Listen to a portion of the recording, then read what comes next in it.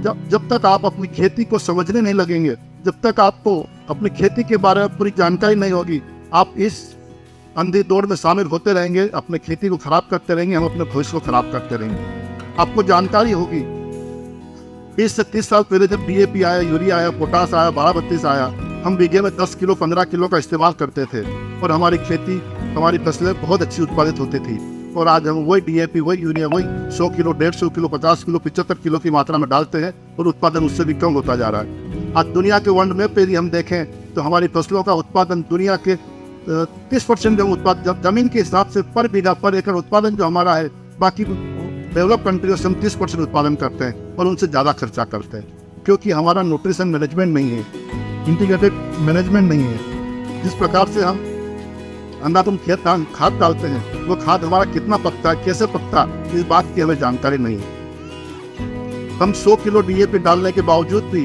20 साल पहले का उत्पादन नहीं ले पा रहे हैं। हमें जानकारी है कि DAP होता क्या है, यूरिया होता क्या है और कितना किस फसल पे डालना चाहिए, ये हमें जानकारी नहीं है। और जो जिस केमिकल फार्म में हम भी खाद डाल रहे हैं, वो केमिकल फार्म में पौधा लेता है क्या है, वो पौधा खाद को खाता कैसे है, और इस पौधे को खाद की लेने की जरूरत कितनी है, किस फसल में कितना खाद डालना है, इस बात का भी हमें नॉलेज नहीं है। खाद DAP में कितना नाइट्रोजन आता है, कितना डाई फास्फोरेट आता है, यूरिया में नाइट्रोजन कितना आता है, ये भी हमें कई लोगों को जानकारी नहीं है।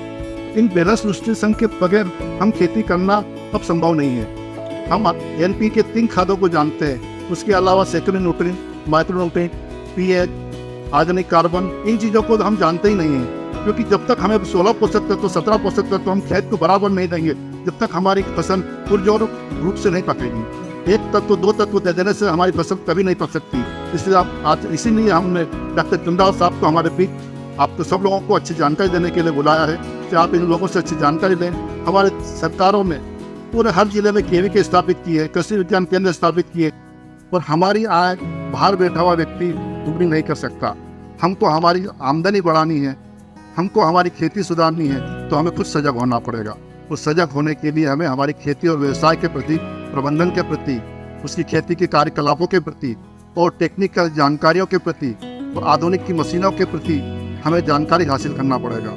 हम यूँ तो कहें तो हम पीढ़ियों से, 10 पीढ़ियों से खेती कर रहे हैं, लेकिन आज भी जब हमारी खेती में कोई समस्या खड़ी होती है, कोई प्रॉब्लम होती है, कोई बीमारी आती है, कोई नए बीज की जानकारी होती है, तो हम दूसरों पर आश्रित हैं। आज हम अपने बच्चों को कॉमर्स में पढ़ाएंगे, आर्ट्स में पढ़ाएंगे, साइंस में पढ़ाएंगे, लेकिन एग्रीकल्चर विषय में नहीं पढ़ाते, एग्रीकल्चर के विषय में नहीं पढ़ाते। ये हमारी कमी है, हमारी सोच की कमी है। हमको सिर्फ पढ़ाने बातों के लिए पढ़ाते हैं। ऐसा क्यों करते हैं? जब हम खेती कर रहे हैं तो हमारी खेती के प्रति, हमारे आने वाली पीढ़ी को भी हम खेती सुपुर्द करने जा रहे हैं, तो हम अन्य विषयों में हम बच्चों को स्टडी क्यों करवाते हैं? हम एग्रीकल्चर के बारे में उनको पढ़ाई नहीं कराते हैं। सबसे पहली बात, हम अपने व्यवसाय के प्रति सजग नहीं है, हम अपने व्यवसाय को सोचते नहीं।